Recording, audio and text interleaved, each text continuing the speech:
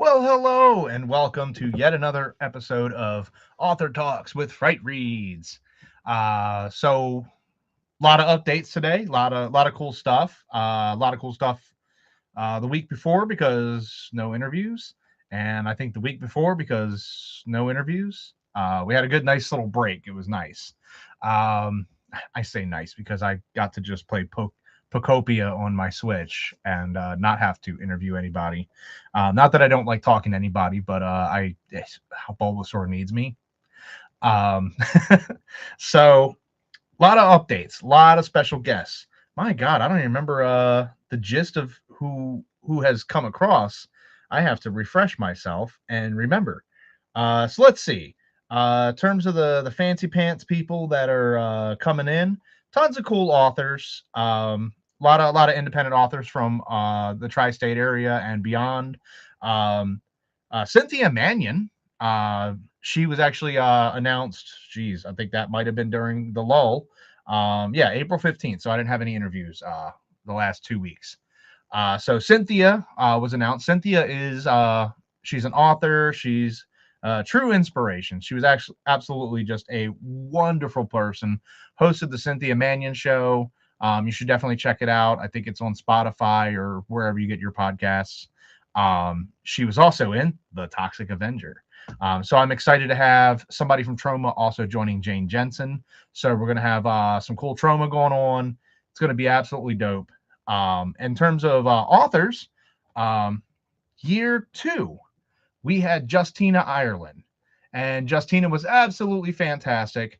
But we honestly like it. We were just figuring out. We're always figuring out what we're doing. That's the secret. We have no idea what we're doing at any given time. Um, but we had Justina there, and she was with Capricorn Books, and she was absolutely awesome. And if you're not familiar with her works, she's got a ton of it's like historical fiction horror. And then on the flip side, she has a couple of YA stories, a little all over the place with stuff. But more importantly, she has the YA Star Wars books. Young Lando, the young Jedi stories, all of that stuff. Absolutely should check that out, especially if you're just a Star Wars nerd and need all of the things. Couldn't hurt to get some signatures and some books from her. But Justina's joining us. She will be there for the single day, Saturday only. Unfortunately, busy schedule.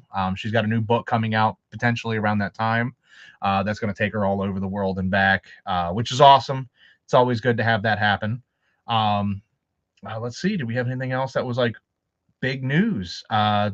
Well, other than our usual suspects, Jay Barrios and John French and all of those guys coming back, we're going to have some awesome people this fall. So keep an eye on the Facebook, keep an eye on the website. Tons of vendors coming up. You saw all of the food trucks. We got complaints about how little food. Now you're going to be like, I can't eat all of this food. You're going to have donuts and coffee with boba tea, with hot dogs and sandwiches like Reuben's and turkey sandwiches and Italian clubs and root beer. And oh my God, it's going to be just so fantastic. And I cannot wait. I am just going to eat all of it. Possibly before everyone gets there. That is the risk that you are willing to take by showing up after 12 o'clock, then that's your loss. So, speaking of having awesome names and awesome authors, so a couple of weeks ago, I talked to Chris O'Brockie, and this goes somewhere. Trust me, this goes somewhere. I was talking to Chris O'Brockie, and we were bringing up the absolute turd of a movie that Jaws 4 is. Spoiler alert, he is working on a documentary for Jaws 4. Whoops. Anyway, my statement still stands. This time it's personal is one of the stupidest movies. It's good stupid. It's not bad stupid. Like you can watch it. It's just don't go in there with Jaws 1 mentality. So we were really on this shark kick. There's all these authors that do all kinds of stuff. I mean, oh my God, we have like outer space fights. We have fantastical fairies. We have an entire race of lizard people living essentially, we'll just call it hell. Authors that have a spread of everything. Well, tonight's author is going to have a book about sharks, among other things that have been written, and we're going to have a great time. So, without wasting any more time tonight, um, we're going to welcome Jacob Peyton. So, Jacob, welcome aboard. Hi, happy to be here. Don't hate me, but I definitely kind of do like Jaws 4. It's not a bad movie. It's just it's it's Yeah. bad. Like, but it's Yeah. comical bad because it's the same movie that Michael Caine flies an airplane into a shark.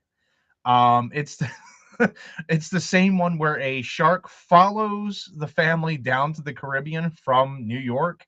Um, like what? This Yeah. time it's personal. It's so silly that my next book, the subtitle is "This Time It's Personal," because I thought it's such a stupid tagline, but I was like, it's stupid in the way that I want to use it also. This time it's personal. Have you seen there's a new shark movie on Netflix called Thrash. No, but I will. It yeah, it's pretty cheesy. Mhm. Basically Florida town floods during a hurricane and a bunch of sharks come in. Yes, like the shark, like the alligator one. Yeah, It's exactly the like that. exact same premise, just switch animals. Love it. Yep. I mean, I grew up on those movies though. Like Saturday was like Sci-Fi Channel, and it Yeah. was movies that had names like Goblin Shark or Four-Headed Shark. Ah, four-headed shark. Well, four-headed shark is actually there's two-headed shark, Mhm. and then there was three, then there's four. They are up to I think they're up to six-headed shark. Because that's all Asylum Pictures, isn't it? Yeah, yeah. They're just cranking them out. And like you'll randomly see like Casper Van Dien, and it's like, who did he owe money to? Yeah. What did he do? What did old Johnny Rico do? Um that one. So it's coming up, isn't it? Shark Week. Yep. Um I was like, wait, that July. I was like, it's coming up. It's almost here. I usually hold a Shark Week party. Mhm. That like Friday night or Saturday. And while we're eating and whatever, I've made mixed drinks that have little gummy sharks in them, and the grenadine is in there in such a way that it's like bleeding. Oh, that's fun. Um, so we've done that, and we'll always watch bad shark movies. But we don't watch the obvious ones. We're not going to watch Sharknado and the bigger Yeah. hit. Uh, my philosophy has been give me your stupidest shark movie. And we watched one. It was The Shark Exorcist. Yep. Horrible, Yeah. horrible. And I don't mean horrible as in unwatchable horrible because it was just bad. Like you had wind blowing through the microphone, 80% of the dialogue, and I was like, come on, guys, they're not that expensive. You could just get a windscreen. But we watched, and I was upset that everybody had kind of walked out on it. Was House Shark. Yeah, that one that's the one where like the shark is like haunting the house, right? Yes, it's got the greatest opening scene where the family leaves the Mhm. babysitter, and the babysitter strips completely naked because that's what you do, and then goes and takes the nastiest dump, like the loudest, sloppiest, wettest dump. Because you're thinking like, this is cliche horror where it's like, Yeah. yeah, hot girl, she just got naked. Oh God. And then meanwhile there's somebody going, I'm still into it. Yeah. Yeah, I just remember But there was like a scene like where the fin was coming down the hallway and the shark like gets yeah, somebody that way. yeah, it was like coming down the hallway on the rug. Yeah. And there was that, but that shark just came up through the toilet and just bit her, and it was just so dumb. And everybody couldn't watch that, and I was like, "Come on, we just watched The Shark Exorcist." Um, I was talking to a friend not too long ago and they were complaining because they were like, "Can you believe how bad like they just keep putting bad CGI in movies?" And then I was like, "Oh, buddy, look up the sci-fi original movie Fire Snake. It's literally oh like no, Doom flames, like almost like the 2D, like maybe barely 3D flames, just all in a line, flying around the screen the whole time, acting as a snake." yep. Snake Out of Compton. I've not seen that one, but I bet it's good. Listen, I have all of them. They're all up Yeah. here. I have. You think you put some work into Sci-Fi Channel? I have seen everything. Snake Out of Compton isn't. It's not awful. Hmm. Um, Started off with a great name. I was like Snake Out of Compton. Okay. It is quite literally just a giant snake that's eating people, and I like it. It's like Anaconda Yeah. if it was in the hood. Yeah, I don't hate that at all. I have not seen the new Anaconda movie. The original was one of my favorites. I think Jack Black's in the new one. It's like a comedy. So it's good. I It's watched good. it. So that movie isn't. So I had somebody go, the first one was perfect. Why did they have to ruin it? And I was like, no, no, no, no. The gag is two idiots get the rights to make the movie, and they're fans of the original, but they think they can capitalize on the success of the original by making a low budget version of the new one, their version. Yeah. And they actually charter a boat in the Amazon. They bring in their drug addicted friend, obviously a plot device. To, that's Steve Zahn, and he comes down. He's their cameraman, and they start filming the movie, and everything just goes horribly wrong.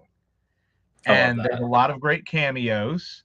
Um, it's it's good. It is funny, but it's Yeah. also equally gory. Like people are getting chomped on by the snake, no differently than original Anaconda. So while you're Yeah. laughing, somebody's getting full on John Voided.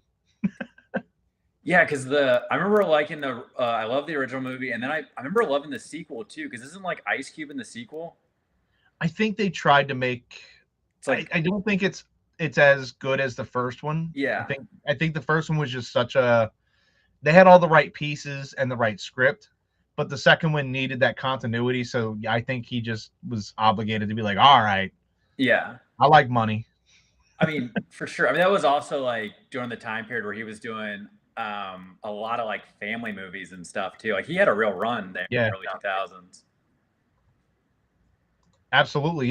Was that well, the early 2000s he was doing that ride along stuff like that. Yeah, and then he had wasn't he in Are We There Yet? Are we there yet? And then Yeah. yeah, he had those, and then he went to the 21 Jump Streets.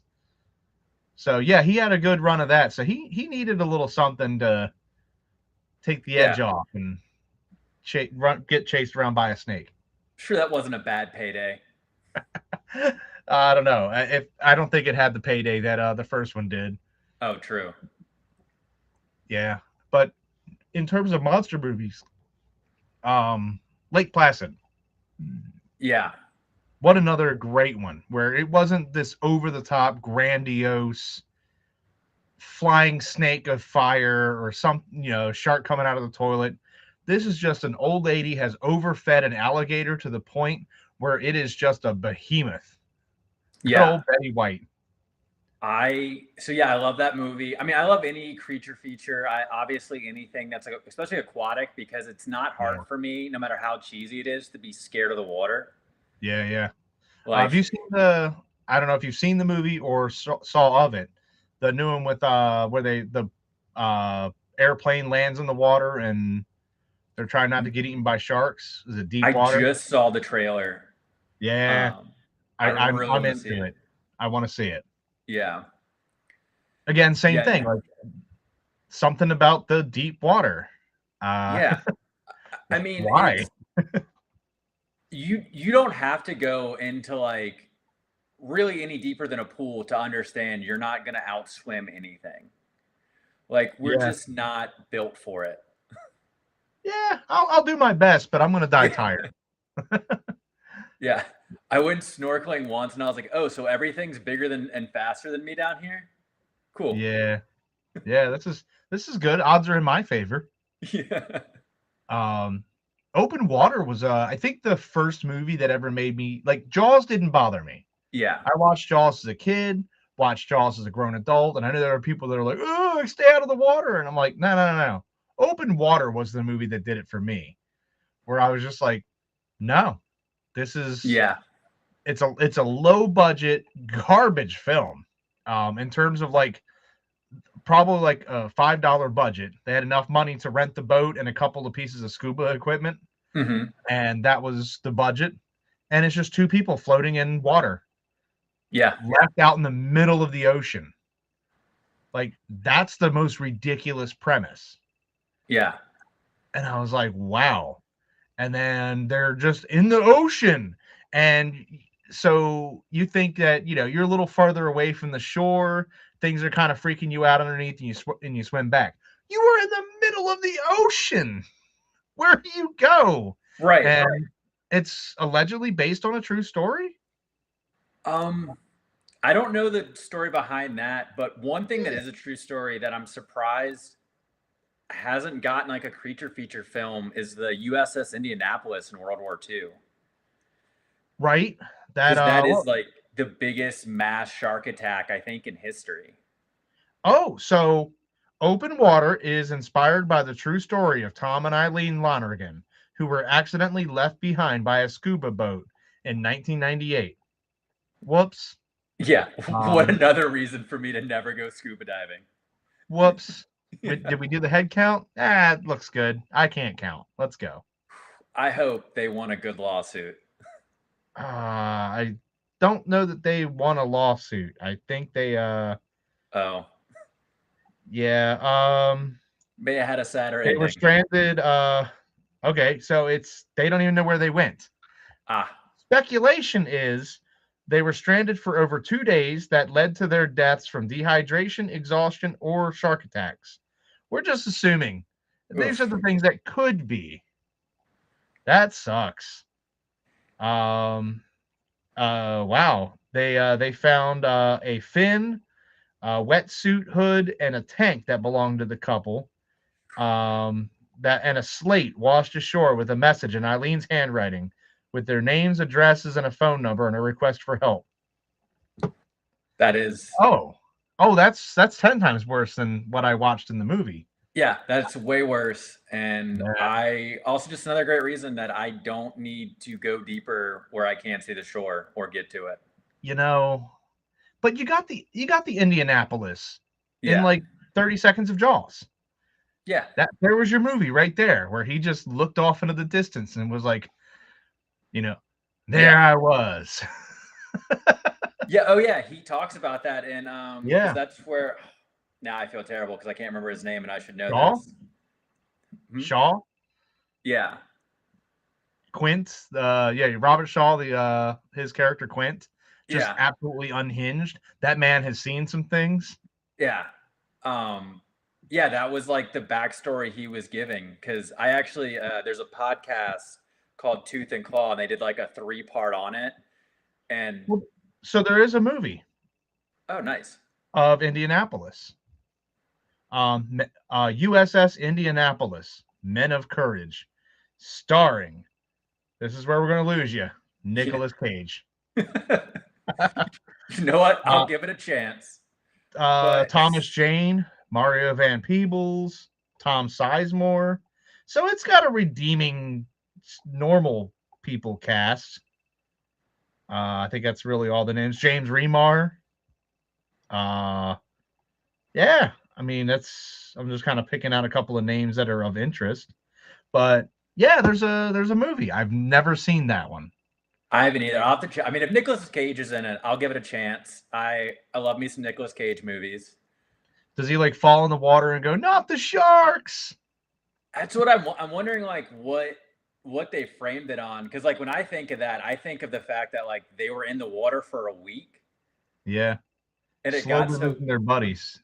Yeah, and they like even when they were getting rescued, the rescuers were fighting off sharks. Right. Like I watched a documentary on it, but I've never watched like a Hollywood dramatization of it. I watched there was a really good one. I think on like Discovery Channel or something during Shark Week. And they were talking, like they had real life testimonials and stories from the survivors, which is likely played into some of the speech from Jaws. Yeah, all of that stuff. It's just so messed up. Like it's Titanic, but with more sharks. And like I remember learning from it that, because I didn't know this, I guess if you stay in salt water for too long, your skin like they had to be careful. Slough off, right? Yeah. Yeah. Like they couldn't grab people because when they would try to grab them out of the water, it would deglove them.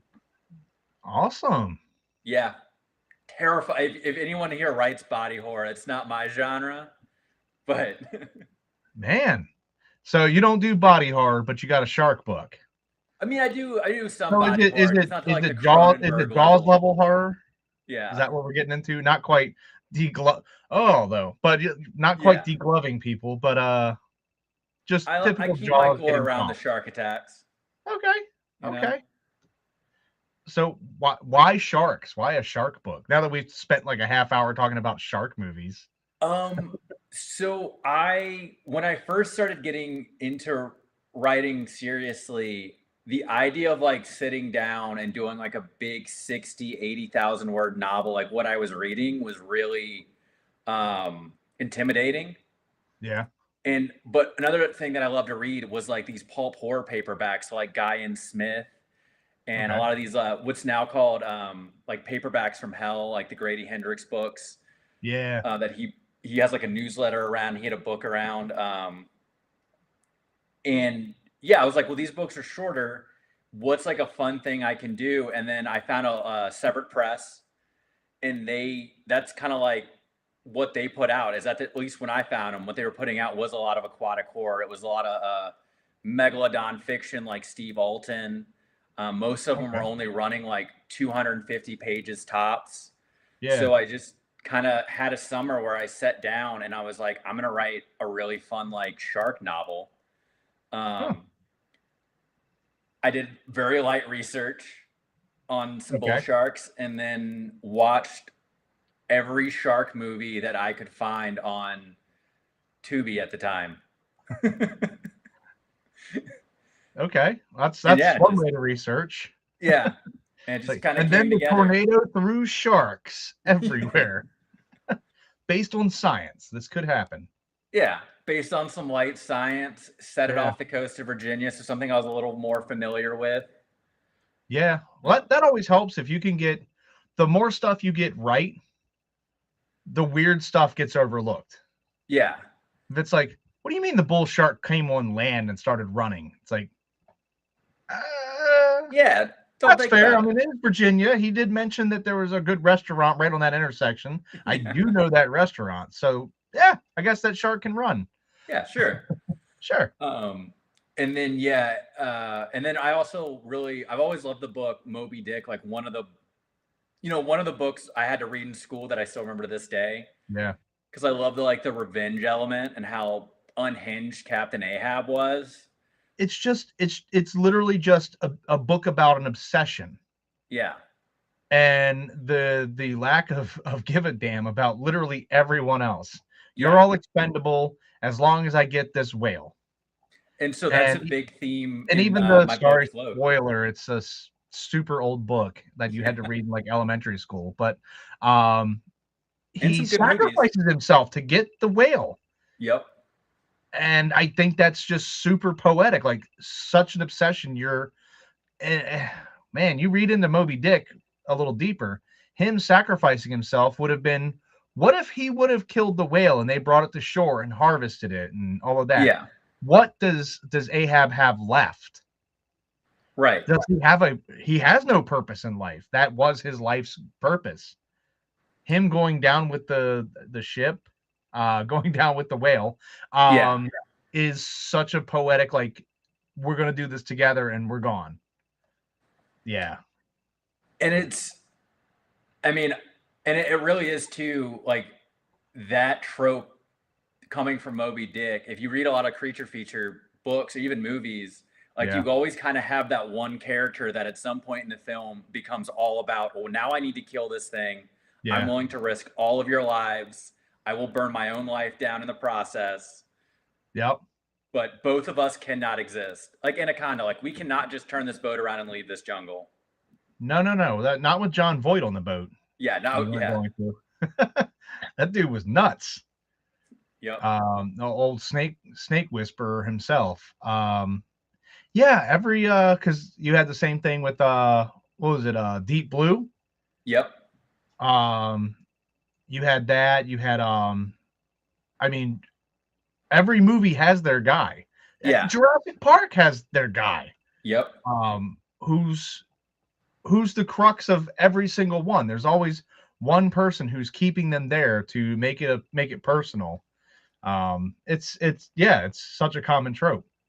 Which, I mean, to be fair, I think you have to have, because any rational person in that situation, if there's still a way to leave, would probably just leave. Mm-hmm. Yeah, and I think it's good to kind of I call it the Evil Dead trope. Mm-hmm.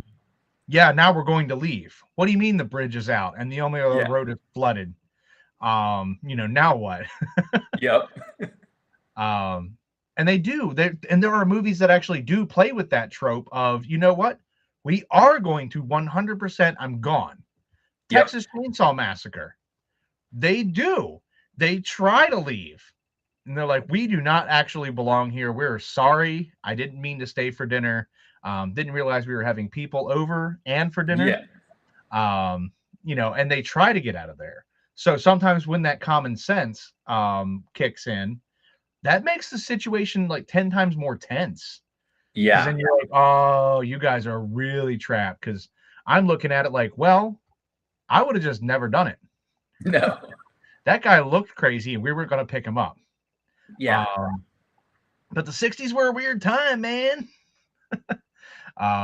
What's another movie? Like every Justin Long movie. Yeah. That poor fella. With the exception of Idiocracy. I think he's every horror movie that he's been in, he does not have a good time. And No. He's just, is it a short straw by poor Mr. Long? Is it, or does he willingly throw himself into like what does that room read look like when they're like, so Mr. Long, we have a role for you that we'd like to pitch to you. Do I die? In the worst way possible. Is it my fault? No. I feel Perfect. like at this point he's into it. Yeah. It's like he has criteria. Is it my fault? And do I die? Yeah. If it's not his fault and he still meets an untimely demise, perfect. Even better. Yeah. I say Drag Me to Hell is like prime example of that. Like, oh yeah. Yeah. That's a good movie too.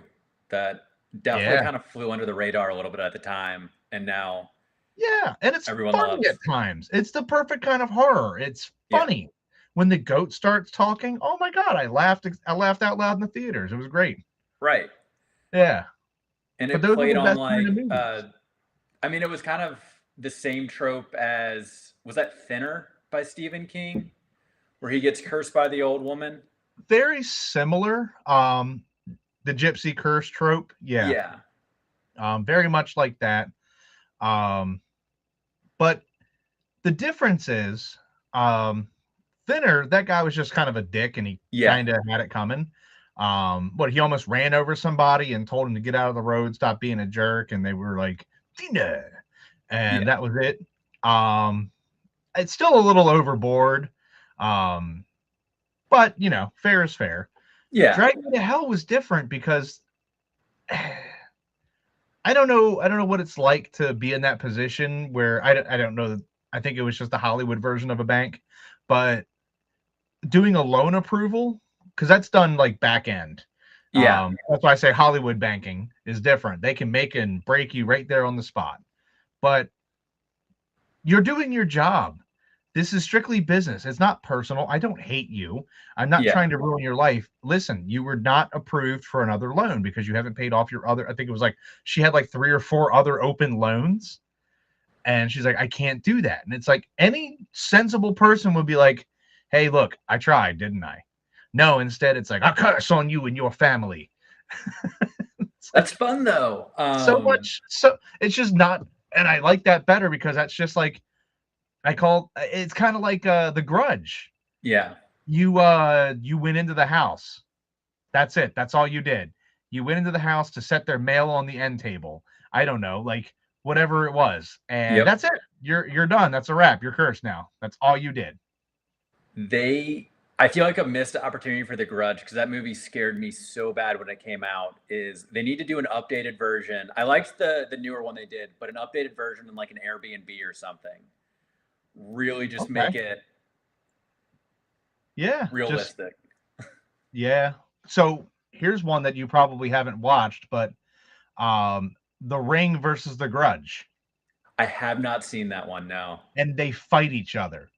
And it's the greatest, dumbest thing I have Yeah. ever sat through. I cannot recommend that enough. I I'll think have it's to on check that Shudder. out Oh my god, worth it. because I Worth love the every Versus second. movies. And they're horrible, and I love Yeah. them. And this was really bad because I'm trying to remember because I watched it a while back, but I think it's in the Grudge house. They Mhm. put the tape in of the ring, and that person should just be completely just obliterated at that point. Yeah. But instead, you got the Grudge chick coming down the stairs all weird with the clicky throat, and the other chick's coming out of the TV, and then they kind of have to they fight. And I was like, is this a King Kong versus Godzilla situation? Did we just lure them together to get them to fight? Well, yeah, Yes. because they had a string of those Versus movies. They had like Freddy versus Jason, and then they had Alien Yeah. versus made a couple Alien versus Predator. Alien versus Predator was different Yeah. because They that exist in the I same think is not universe. so much a fan service, but that's kind Yeah. of in the lore. They were doing that in books and comics long before they were like, you know, what would work on film and Yeah. make us a ton of money until we do Requiem. Um, but the Freddy versus Jason, that was 100% a fan service. They did was it Jason Goes to Hell? Yep. And at the very end, the Freddy Claw comes up and pulls in the mask, and that got everybody buzzing about that. And it took a little while, but Yeah. they did it, and it was absolutely fantastic. And like, it's a movie it's a little on the hokey side because they really like it never was their like superhero kryptonite type of thing. Like Yeah. Jason has never been like cowering away and hiding from water. No. He'll go through the water and come kill you. He does not Yeah. care. But this is the Several first canoe movie where we kills. did that. Yeah, we do that in this movie, and then the other one is Freddy is now like paralyzed by fire, and I'm like, all right, so I guess we had to make a way to stop two Yeah. unkillable creatures because that's what they are. How do you kill or render them useless?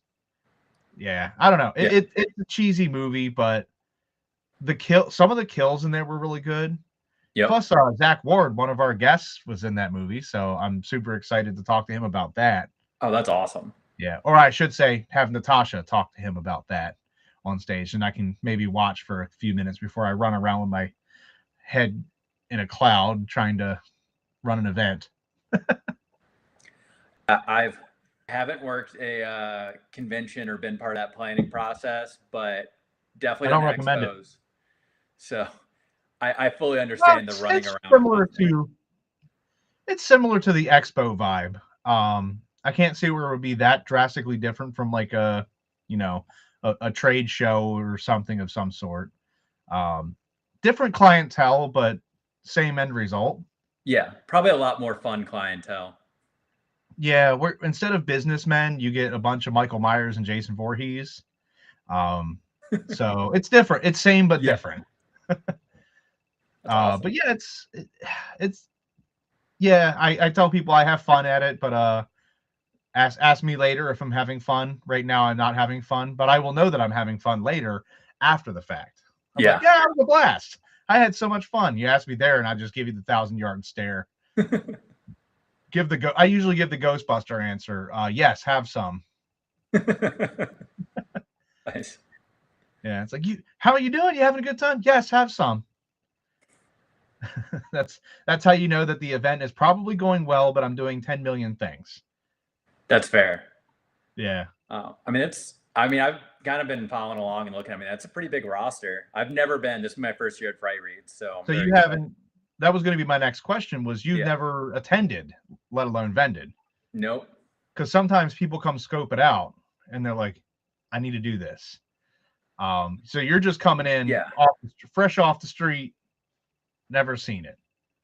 That's probably so. Scoping out is probably the smart thing. So I've been following along now for a couple years. Like whenever y'all would post for vendors and other authors I follow, I would see are like doing it, and every year I would tell myself that I was gonna like start vending, and doing public events and stuff. And it just became one of those things where it was easy to not do. And then Yeah. like focus on writing or focus on the digital aspect. Yeah. But so this year I've done the opposite and I've just booked a bunch of events. Doing And the tour. so now I have to. Yeah. Yeah, I'm doing the opposite right now. I have works in progress, Mm-hmm. but I have all of these events and everything throughout this year. And I That's was like, awesome. yeah, let's just focus on doing events and doing that. And then maybe next year I'll finish up the books and then I'll have some new releases for 27. This year ain't the year for new releases, I guess. We'll just take a mulligan here. But yeah, but that's cool. So you've been kind of keeping an eye on it for a while. Just seeing just the celebrity posts and the authors and vendors, all that stuff going by, watching our super cool videos that I have nothing to do with, which is great.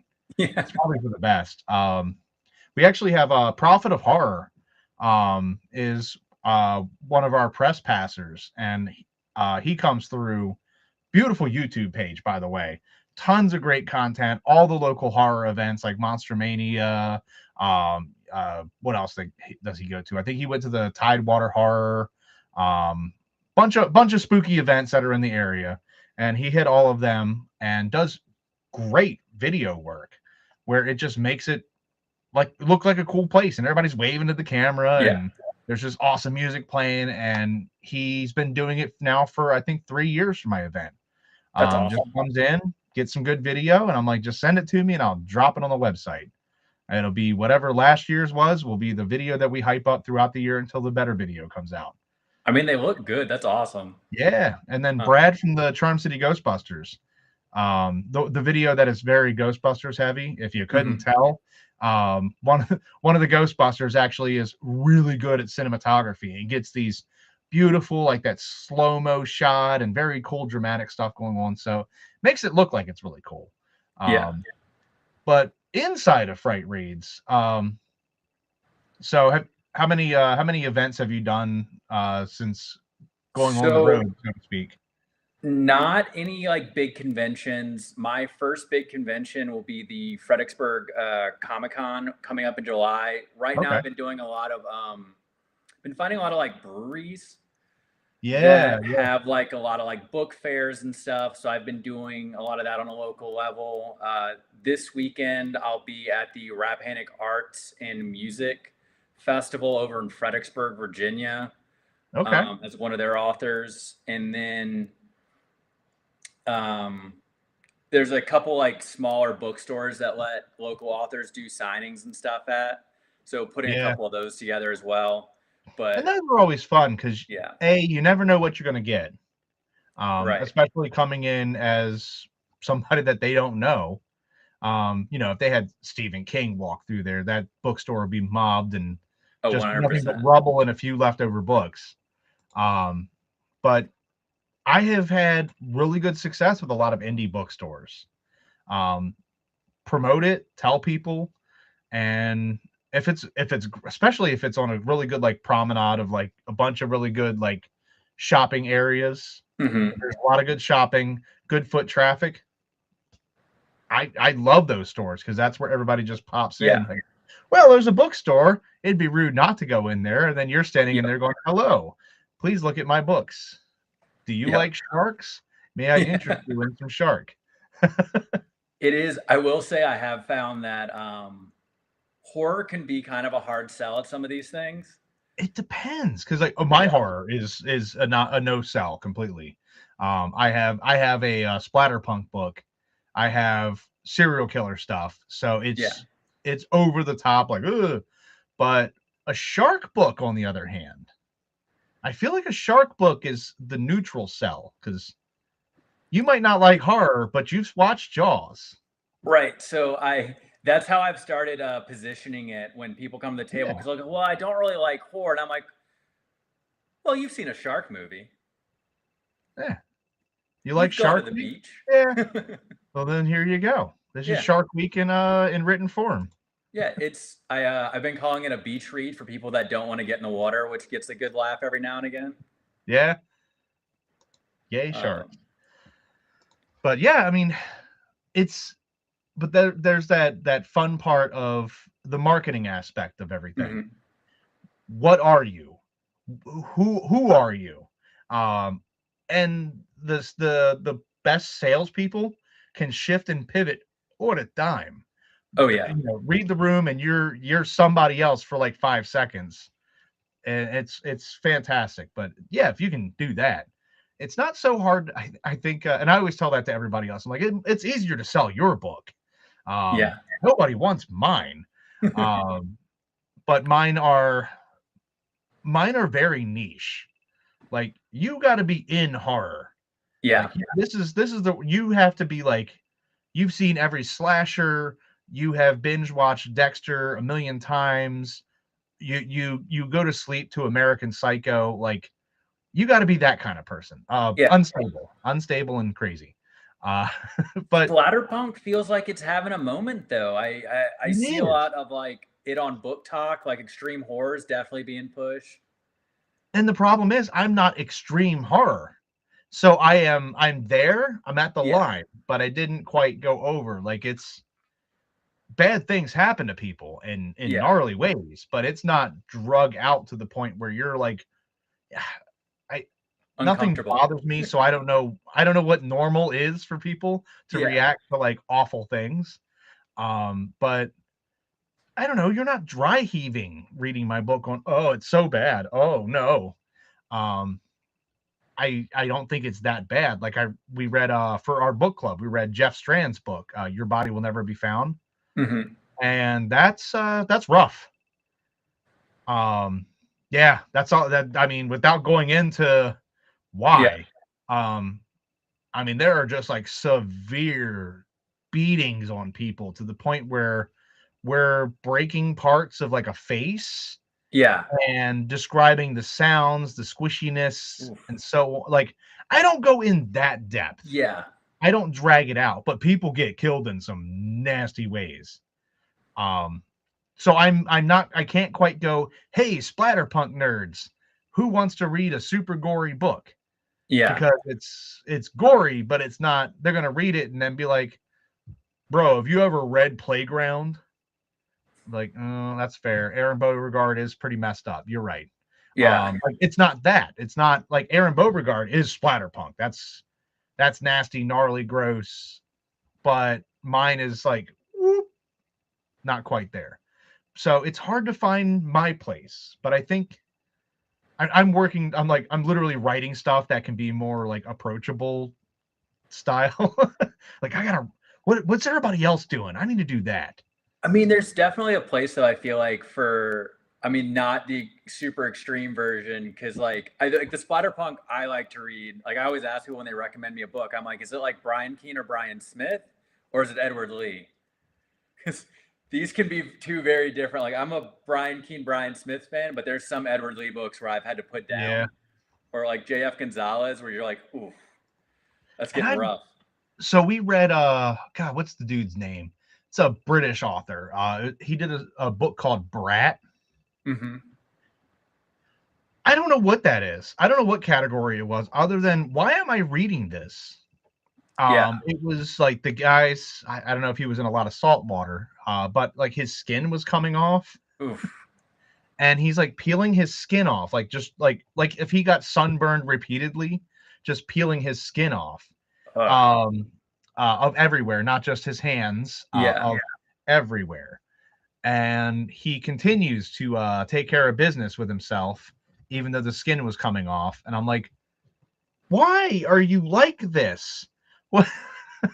And I'm not like grossed out or anything. I'm just more like, what is wrong with you? Yeah. Like, are you writing this for shock value? And then you read like what the book's supposed to be about, and it's about grief. It's dealing with grief about losing your father. And I was like, because that's what I got out of the book. Yeah. And when the guy was quote ejaculating all over fine art, I was like, this is for you, Dad. This Yeah. is for you. It reminds me of and I guess I don't see them that much anymore, but there used to be like an entire, and I'm sure they still exist, but maybe they've kind of bled into like the extreme horror now. But there used to be like entire publishers that did bizarro horror that was like that. Yeah. And Like that's what this was. It was just like, what am I reading? Like, why? And then like there's this whole sidebar about the guy just jacking it in a museum, and you're like, what? Why? Why is there a sidebar of this? What is happening here? That's not the stuff that I definitely don't go anywhere near that. That's out of 10. I'm about a 5. Yeah. Like I don't know. And we're doing the Annapolis Book Festival this weekend, and the two authors that I'll be next to sell stuff that is super approachable. Marissa has a book about, Greek gods, Medusa and Hades and all of that stuff. Super approachable. Who doesn't love that? Disney loves it. That's why they keep cranking out, the Greek stuff. They have all the god shows. I mean, Percy Jackson has had a very long run. I mean, I read that series in school. It's still going. I was gonna say the books are still cranking out. The TV show is phenomenal. Yeah. They made Hercules, the cartoon. I mean, they love this stuff. Yeah, 100%. So yeah, that's a super approachable thing. And then Brian, who'll be next to me, he's got horror stories based on real locations that he stayed in. There's your pitch. Brian Peony. Yeah. Yep. I met him at he has a lot of interesting stories. He was at the writers conference at the Rappahannock Community Library put on with Germana. Yes, yeah. Last year. And he just came out with the new one for the Ditto House in Tennessee, Kentucky. He's gonna kill me because I don't know. It's somewhere in one of the backwoods states down the south, but it's so approachable. You're like, right. I stayed in a haunted location and wrote this book. Yep. And anybody, even people that aren't like horror fans, like I need everything horror. The casual reader is just like, go on. How can you not? Like, it's super approachable, even though it's a horror story. Bad things happen to people in the stories, but it's one of those things that I'm like, then I'm just like, hello, may I interest you in some murder today? Yeah, I remember after talking to him, I was like, man, I am not doing enough to research my own work because I definitely haven't done that. Well, that's why you write what you know. And that's why I wrote a book about a Comic-Con that kills everybody. I was like, I run a festival. What if that festival killed everyone? Here's my book. So I mean, it's easy enough because I had to write it from the perspective of a vendor, not the overall grandmaster of the event, but as a vendor. What does that look like without me knowing the ins and outs as the character? What does that look like? But me knowing exactly how this would go wrong and bad. So it's more in that vein, like write what you know. I don't know. You wrote a bunch of shark movies. You're like, yeah, I got this. Yeah. Like I saw a bunch of shark stuff. I watched Jason Statham walk in the Mariana Trench without a helmet. Done. I know the science behind this. Yeah. By the way, dumbest scene I've ever watched, and I've watched some really dumb stuff. He held his breath, took the helmet off, in thousands of pounds of pressure at the bottom of the trench, just, and he went, and he was fine. I mean, he's Jason Statham. He was Jason Statham. I hunt Megs. I'm the beekeeper. To be fair, I don't know. So the book series it's based off of by Steve Alton, I mean, they get a little ridiculous as well. Well, I've been told that they're not far from the source material. No, but they're fun. But the thing is, like, but it's one of those. It's one of those things. Like I said earlier, it's if you have enough stuff that's right, we'll forgive the stupid stuff. Oh, 100%. I can't forgive Jason Statham holding his breath and walking at the bottom of the Mariana Trench. That is where I draw the line. And fighting sharks with spears or whatever. I think that's what they were using. Yeah. They had like giant spears at the bottom of the ocean, at the bottom of the ocean. Not just the bottom, but the bottom. Like, this is where SpongeBob went, and they talked weird.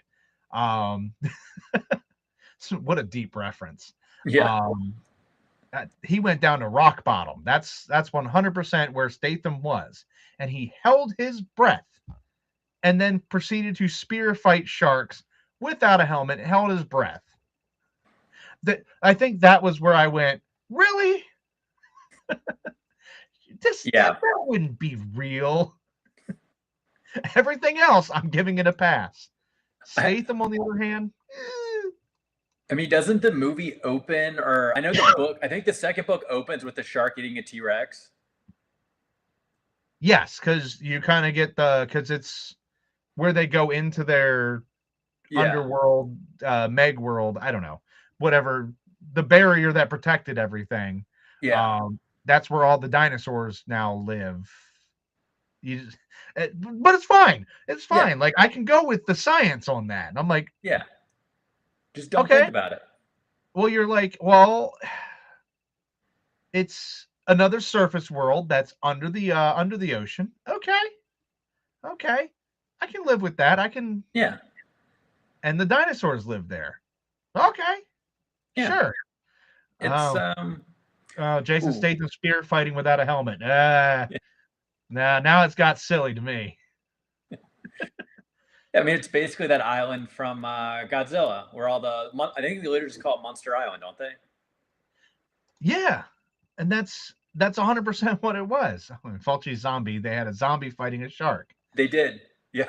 Oh boy, that's a deep cut movie. Yeah. Old school. Yeah, but they and I felt like it was the exact same premise. I was like, isn't this from King Kong? Godzilla? Isn't this what they did? And they went into the upside down or whatever. They went through the little the earth buttholes to end up in the other universe. I don't know.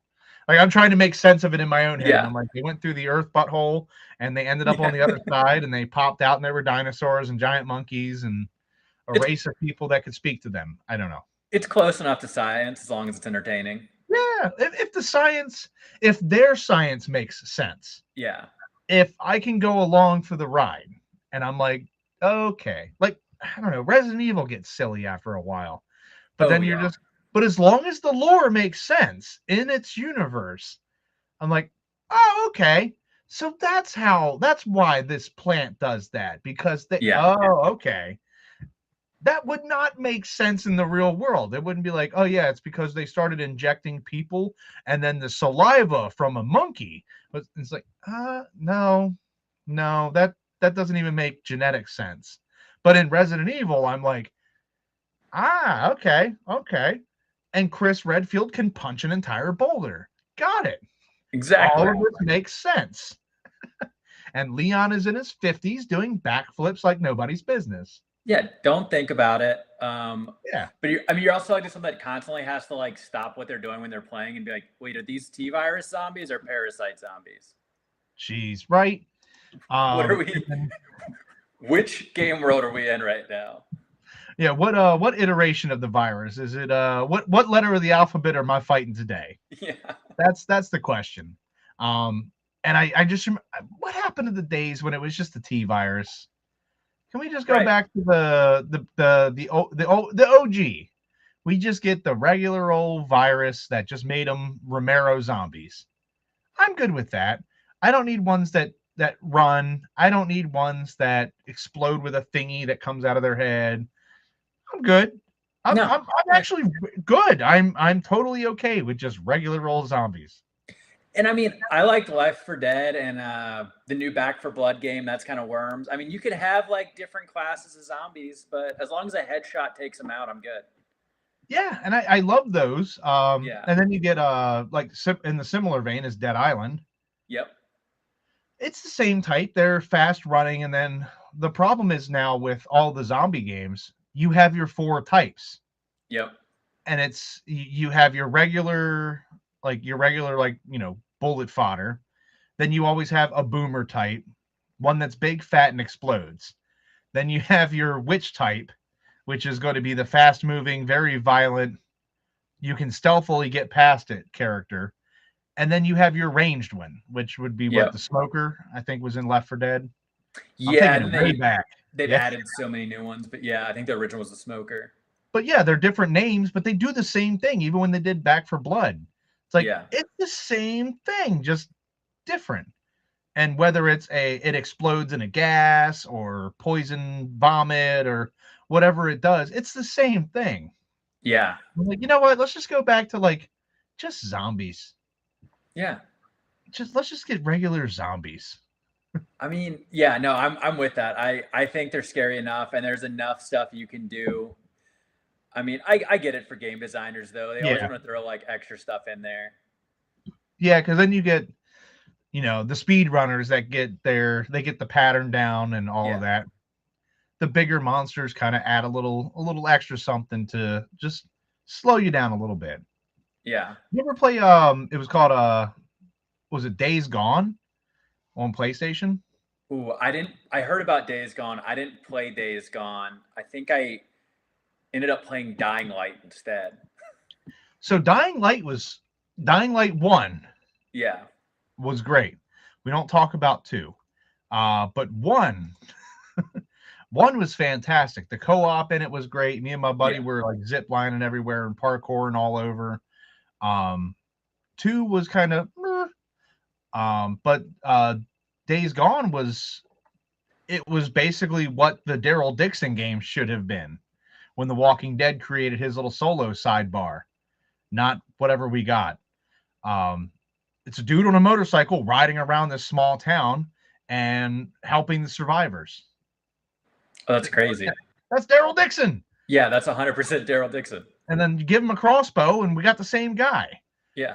But I have never played a game that describes things so well that you actually are sitting there and you're almost smelling it. Wow. Dude, so like the zombies are very animalistic. Mm-hmm. They create nests. So like, yeah, we've done this in, I Am Legend and whatever, they form a nest, but they have like, they're either just standing around and shuffling in place or whatever. They're literally creating little mini civilizations inside of like caves and houses and whatever, and using hay, grass, and poop. And they describe how bad these places smell because it's just covered in crap. Yeah. And man, I'm like going in there to clear a den, and I'm just like, I don't know why I can taste it. Yeah. This is too immersive. I'm good. Yeah, no, I'm good. I was like, it's never been another game. I've never had that issue. Yeah. Todd says Days Gone was beautiful. It was. They are actually coming out with a sequel, which is pretty hype. Oh, nice. But yeah, it was one of those games, and I had gotten the PlayStation 5, and I was playing catch up from everything that happened since PlayStation 2. And Days Gone was on the list. And I was like, I'm here, zombie game. I'm in. Fantastic game.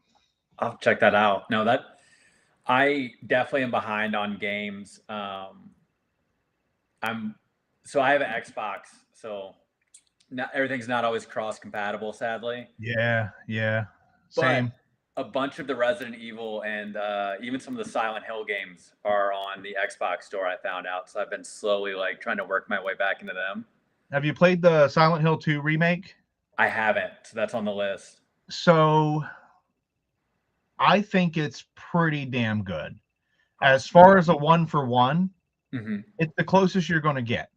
I don't feel like they cut a lot of stuff out. Yeah. Like I think the Resident Evil remakes, they were cutting stuff. Like you didn't even get the sewers in 2. That whole thing was nixed. And 3, they shortened that. Both of those games felt very short. Yeah. In comparison to what I remember, like shuffling the discs to play Resident Evil 2, and I felt like that game went on forever. Silent Hill 2 didn't feel like they did that. And then I had finished it, and I was like, I got to finish this because the movie's coming out. And probably didn't even need to see the movie, to be honest. Oh, wow. That was not good. You had a beautiful story, and you were like, what if I did something else? That sounds right for Hollywood when it comes to game movies. Yeah, it's those sparkling waters that have a hint of lime that taste like they were in the room with the lime, but it never entered the actual can. Yeah.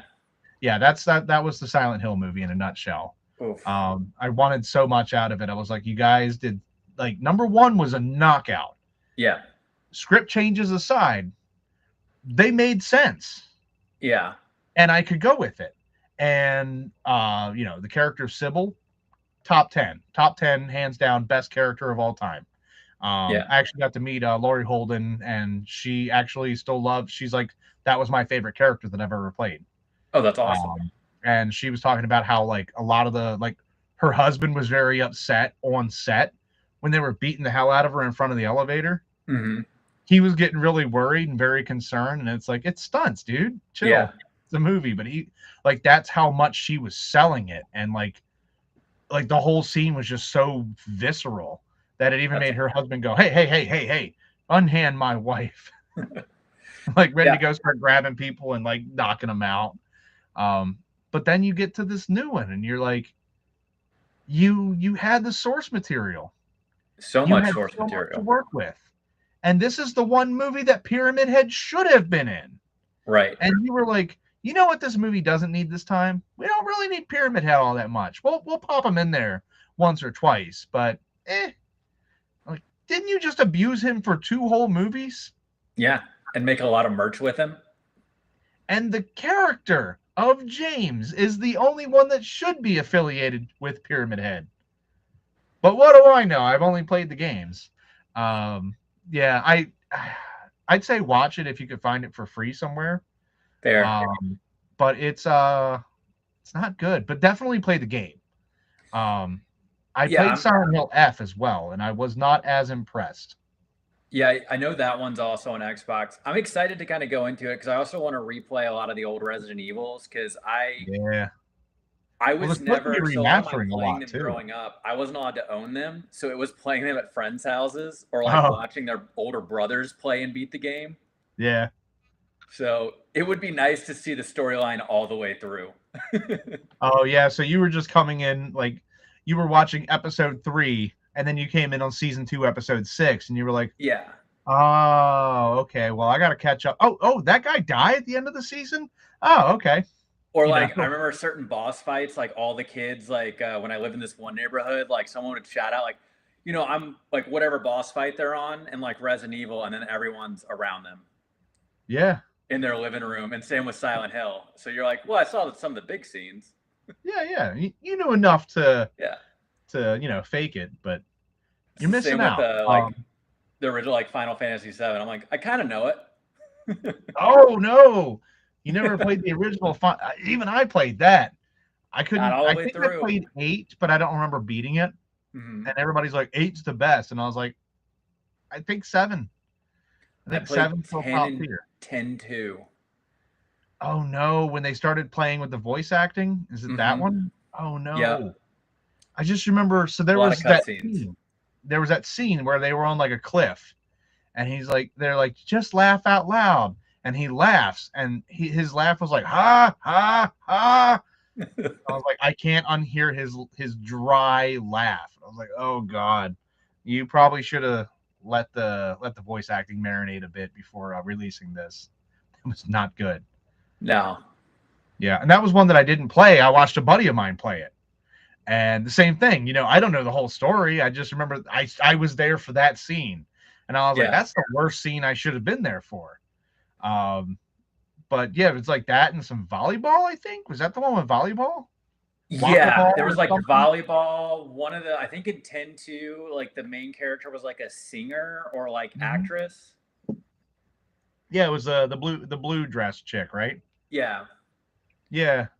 I know enough to get by. I'm kind of like you. I'm like, I'm seeing enough. I could fake it. I definitely beat the games and still don't remember much about them. And there's probably like some really diehard fans out there of those games that are like, how dare you? You have ruined my childhood. Yeah. You should know all of these things. But definitely, so I played through all of the Silent Hills. I've just played the remake of 2. But what I loved, and F did it differently. Like, I think you don't play F right out of the gate. Mm-hmm. You got to go through the gauntlet of the lore of the other ones when they tried to make it where Silent Hill is a bad place and bad things happen to people because they did bad things. Yeah. Or yeah, I always tell everybody, I'm like, except for the first one, that guy was just in the wrong place at the wrong time and happened to have the daughter of the Hellspawn Yeah. Satan thing that is helping take over the town or whatever. He just so happened to do that. It was just dumb luck. Yeah. Um, Wrong place, Outside of wrong that, time. everybody else is bad people. Yeah. Did you ever play Obscure? Oh my god, that game! I had one and Love two. those. Hands down the best opening of any video game ever. Yeah. That was definitely late 90s, early 2000s teen slasher Mm-hmm. textbook. Like that was perfect. And I remember I played as the one kid, the slacker stoner kid that would he could hack and pick Mm-hmm. lock or something. Um and me and my buddy, we played that until like 4 in the morning. Like that, because it was the first co-op. This is before Resident Evil Yeah. thought about doing it. And it was the first co-op Resident Evil style game. And I remember I just kept everything that he would do. The character would say, "Yo, I got this." Yeah. And I just remember we got the laser light gun thing, the Mm-hmm. big the big gun at the end. And I just said, "Yo, I got this." And a tentacle just backhanded me and I died. And you can still play. You're not Yeah. done. You just pick another character. And the unfortunate thing is that dude's dead. Like Yep. he's dead. And it rolls credits and they have their like in memoriam for him and you don't get his alternate costumes or his ending because that dude's dead.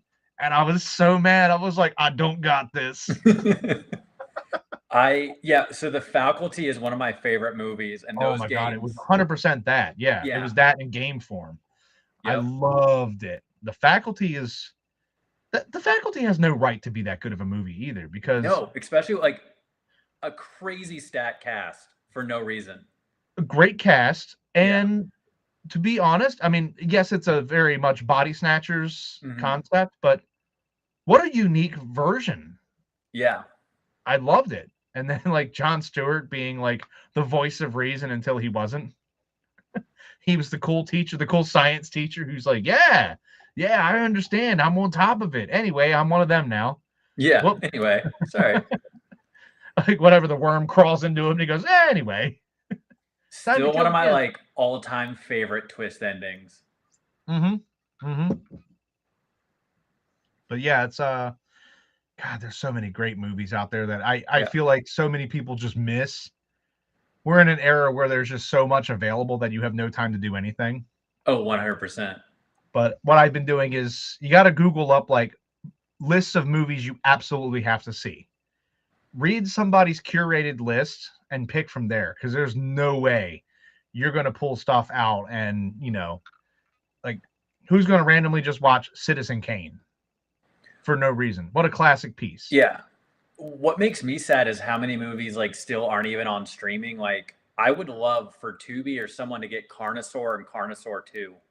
Oh, Like the yeah. DVDs go for like hundreds of dollars, and that used to play every like weekend almost when I was growing up. Yeah. Like Yeah. that was I That's remember wild. renting that we used to me and my friends used to rent those movies. And if you haven't seen it, it's the second one especially is just Jurassic Park, but what if they all had machine guns against the Yeah. dinosaurs? And yeah, like that was like an early VHS rental for me. It was like we were watching Carnosaur 2, we're staying up all night on Mountain Dew, we're probably playing some video games we're not supposed to have. Mm-hmm. Good I times. spent many a night with several friends trying to get Laura Croft to do the naked cheat. I mean, you hear about it, you got to try it, and well, obviously we're not doing it right, so we got to keep trying, guys. Yep, I remember everyone to... had it written down inside of like a. I don't even know if it was Game Informer then, or if it was just PlayStation Magazine. Something, yeah. Yeah. Or you'd had that printout from the library, and you were like, "This is the best we have. This is the lore, okay? The ancient text that foretold if we do the following things." Because so-and-so's cousin did it, and they swear it works. Right. Oh, my God. The days before the internet was in your back pocket. Yeah. Kind of miss those days. The innocence. Yeah, I remember having to get my Grand Theft Auto cheats. I used to have a notebook filled with Grand Theft Auto cheats. So when I would go to a friend's house, we would have all the codes. Or you had to go to like GameStop or Mhm. one of the game, whatever was out, EB Games, what have you, Toys R Us, and buy the 10,000 plus cheat code books. Or what was it? If you knew someone, you could get Game Shark, which like installed it. Yeah, you could get a Game Shark or the Yeah. Code Breaker, Game Genie. What a good time! What a good time Yeah. to be alive. It And was a now it's fun like, time for oh, you games. can't do that now. No. There's achievements. You can't do that now. I mean, Sometimes I just want all of the bullets right. and the biggest guns, and I just want to go nuts. Right. I mean, it's just what mods are today. Like, Yeah. I mean, I used to so there were two games that I knew codes for by heart. mhm. Obviously the Konami code doesn't count. That's just a pop culture reference at this point. But I knew how to unlock Minion in Twisted Metal 2, and I knew how to unlock pretty much everything in Doom for the PC. Nice. Yeah, and like there's nothing like slapping God mode on and all guns, and you're just like, let's go. That was yeah, I remember doing that in Doom 3 because that game scared me so bad. I was like, I'm not getting through these levels if I die. Doom 3. Yeah. Of all the ones to be scared of, was that Doom 3 was the slower paced one, wasn't it? It was the survival horror style. Yeah, it was a lot more survival horror. You had your flashlight that would go out, and then like there would just be a Yeah, zombie. Or I remember I the mean, jump not all the scare monsters game. were super scary. The one that got me, I remember we were all in a room. I don't think it had been out very long, so we're all playing it at a friend's house, and I forget what they're called, but it's like the baby wasp creatures. Yeah, oh my god, what are they called? Cherubs, I think. Cherubs, because you hear them before you see them, And they're so like you're kind of crying, and you're just like, can you not? yeah, and then like you're looking down the hallway with like your flashlight, Mm-hmm. and then they just kind of rush up Yeah. from there. I mean, it was masterfully done. The And best thing that I ever found, so Doom 3, when that came out, I found that there was a mod for Doom 3 called Classic Doom 3. And what they did was they took the engine from Doom 3, mhm. and remade all of the original episode 1 stages. Oh, So that's Knee Deep cool. in the Dead was completely remade from start to finish, and a band called Sonic Clang redid the music. So now instead of like the MIDI 2-bit beep deep deep deep deep, Yeah, they actually had like an electric guitar, and it sounded like a Metallica song, which was their goal anyway. right. Um, all of the songs just punch so much harder, and I was like, this is what I Yeah, should have had 35 years ago. This is yeah. the game. But yeah, I mean, yeah, just stuff isn't the same anymore. We need to go No, back to the days of just sticking this device in the back of your system. I I think the thing that kills me with new consoles, and this is the only soapbox. I mean, there's a lot of soapboxes I can get on, but if you sell multiple controllers, have co-op games. I don't want to play online all the time. I want to sit on my couch with 3 other friends. If I can hook 4 controllers up, why do I not have 4-player games? That's why the 64 was just peak Yeah, system. You had 4 controllers and you had 4 players in GoldenEye. right. That's it. Or even, This I mean, you one could even do it with is PlayStation 2. PlayStation 2 had a connector. You could have 4 players on up to Ratchet and 4. Clank. Yeah. And then you get the games today where they're like, well, then you have some that you want to play online with a friend from way far Yeah, away, and it's like couch co-op only, and it's like, this right. actually would work better as an online. Right. If anything, like all of that should have gotten easier. Like we should just be able to have like wireless LAN parties. You'd think, but here Yeah. we are. You got to just connect to each other. I Yeah. I mean, I had the Xbox 360 while I was in the army, and um, we had a LAN party. We had to buy a router just to connect, so we can have different IP addresses. Had to connect that to the internet, and that was the only way that we were able to play games against each other. We were playing, I don't know, we had Left 4 Dead, Yeah. Halo, and things like that, but that was the only way we could do it, was this huge workaround. It's like, wouldn't it have been great is if you could have had like one console and plug that in, and you didn't have to use the internet because everybody had to have their own account and so on and so forth and their own copy of the game, which is ridiculous. Yeah. Yeah. What a soapbox to end on. That's my soapbox. Games suck now. They were cool back in the day. Yeah. Bring back multiplayer games. I mean, we even had them. Like, I mean, because when I was in the Army, like, you could still play, what was it? Far Cry 3, I think, had like multiplayer co-op. Yeah. We used to play it. They had like a place on base where it was like you could go and they have like game systems and stuff. Also, like some kind of MWR USO type of place. Yeah. Because it was like that, and they had a lot of computers set up, and we thought we were cool because the guys on the computers were like reading manga or playing World of Warcraft. Yeah. They're like, these guys. I can't afford WoW anymore. I have a phone bill. Good old WoW. They almost got me. They almost got me. I was deployed, and I downloaded it because it was you could get the free account. Mm-hmm. And that was how they got you, because like you could get up to a certain level, but then if you wanted to level up or have more inventory slots, whatever stupid account locking crap that they implemented, I downloaded it, and that's as far as I got. And they never got me, but they did get me for DC Universe Online. Oh yeah. I did play that because that interested me more because I could work with Batman. Yeah. And they were like, "Why do you play that and not with us on WoW?" And I'm like, "Does WoW have Batman?" No. I rest my case. That's it. And then it was City of Heroes, which was the precursor to the DC one.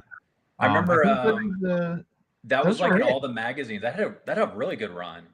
That was a really good game. Like it had a great story. It had no expectations because it was all original content.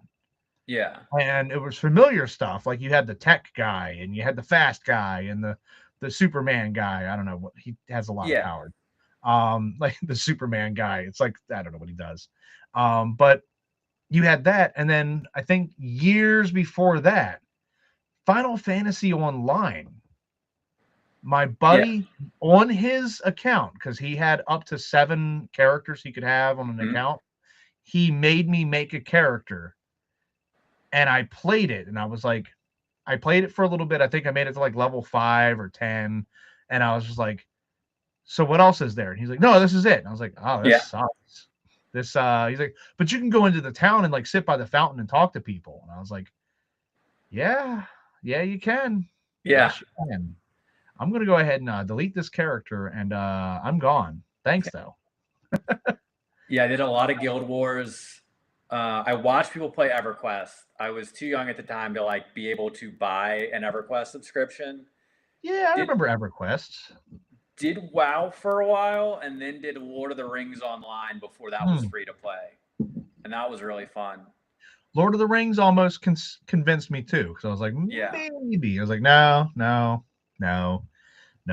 don't do those. I did play the pirate one, but I tried to play those. The one that the Ubisoft came out with. I tried to play that because it was free on Game Pass, or no, it came out dirt cheap. It was like $7, and I was like, it went on sale, and I was like, I could play it for $7.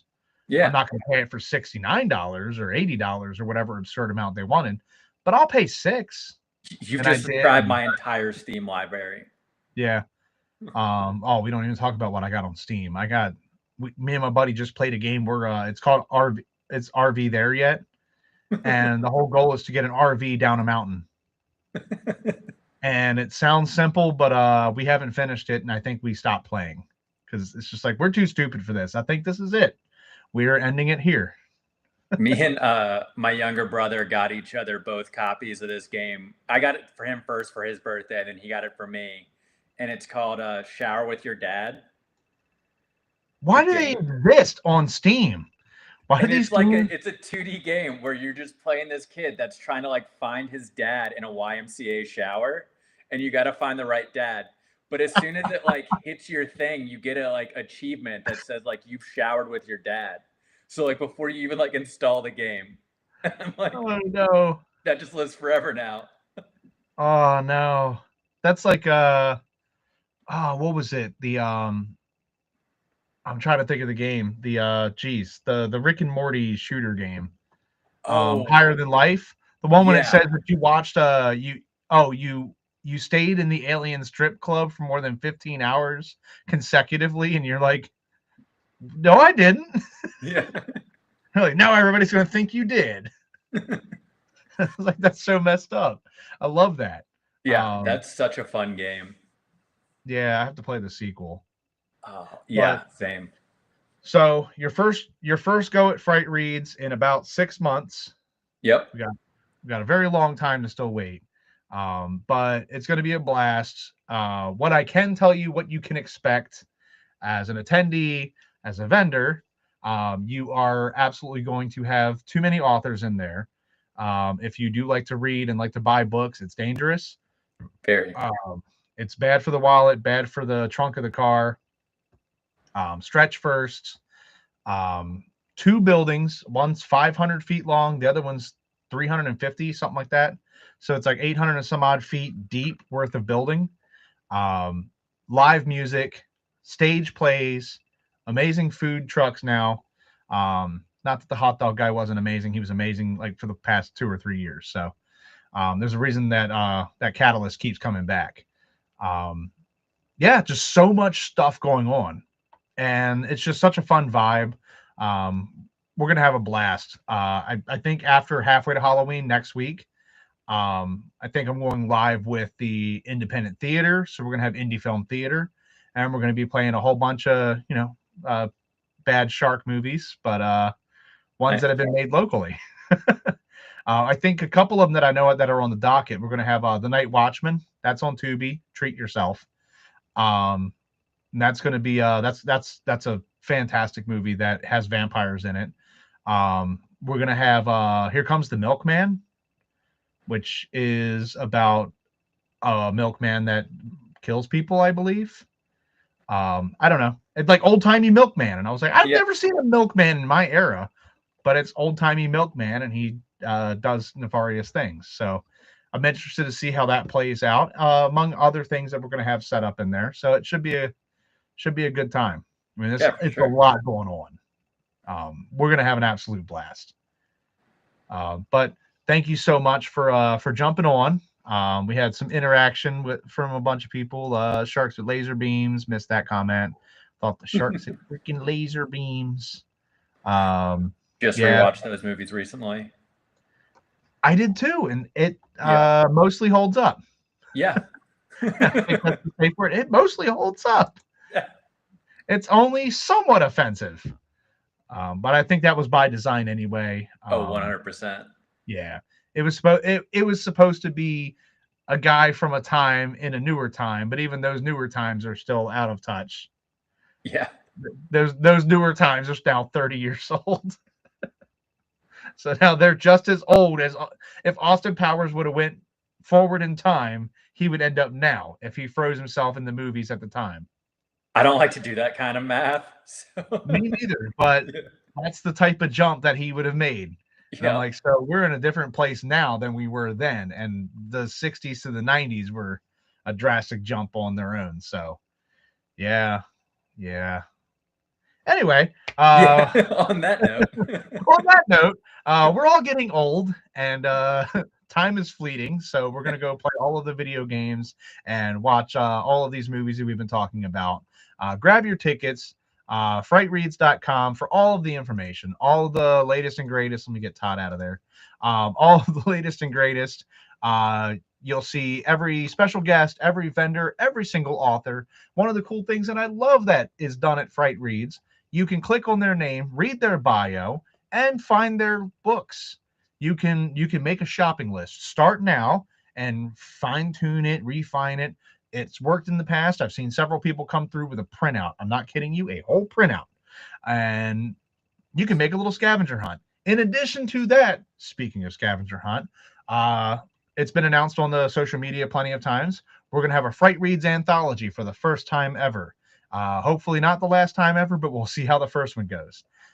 It is going to be full of a bunch of authors and 2 or 3 vendors from Frightreads that are writing spooky, quirky, mystery, thriller, fantasy, whatever stories, whatever their vibe is, whatever their genre is. And you guys will be able to buy the books from the authors themselves. And on the map, they will be marked out. So there's your scavenger hunt. Go find everybody in the books. And for you also, if you wanted to submit a story, that is all on the website. And then people can come find you. And maybe it'll be a cat shark. I don't know. Yeah, we'll figure it out. Yeah, you know, who knows? But thanks everybody for tuning in. I think you are the last person I am talking to because I haven't had anybody signed up for anything else. So we're just going to let this kind of tiptoe into the background through the bushes like Homer Simpson, and I can focus on coordinating and running the event. See everybody next weekend at Halfway to Halloween on May 9th at Marley Station Mall in Glen Burnie, Maryland.